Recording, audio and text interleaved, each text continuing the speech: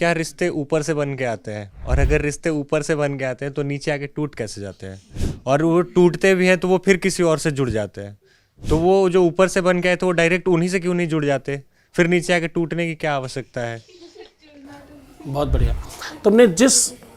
तुमने जिस तरीके से पूछा है वैसे ही जवाब देना चाहिए मुझे। तो ऊपर मतलब कितना ऊपर? भगवान के घर से। कहाँ है भगवान? कहते हैं ना कि भगवान के घर से रिश्ते जुड़ के भगवान कहाँ है? भगवान हर जगह है। Give me address. हमारे हृदय में है या फिर हम सबके बीच है, हर जगह भगवान।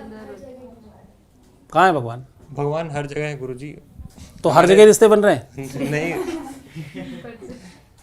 आपने कहा कि जो अगर रिश्ते ऊपर से बनकर आते हैं तो नीचे आकर टूट कैसे जाते हैं, तो कितने ऊपर से बनकर आते हैं और कहाँ से ऊपर से बन के आते हैं? मतलब लोग कहते हैं ना कि भगवान के किताब में रिश्ते लिखे होते हैं, वो यहाँ पे आके जुड़ते हैं।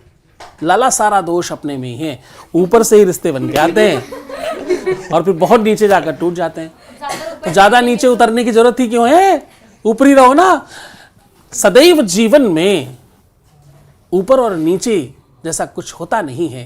तुम्हारी सोच, तुम्हारी प्रवृत्ति, तुम्हारा विचार, रिश्ते अगर बने हैं तो बनाए रखने में तुम्हारी प्रवृत्ति काम करेगी। प्रेम पूजा है सरकार। जब किसी से प्रेम हो जाता है ना तो इंसान अपने को भूल जाता है और सब समाप्त हो जाता है। लेन देन प्रेम थोड़ी है। प्रेम तो ऐसा अलौकिक संबंध है, ऐसी व्यवस्था है जिसके बगैर सब बेकार लगता है।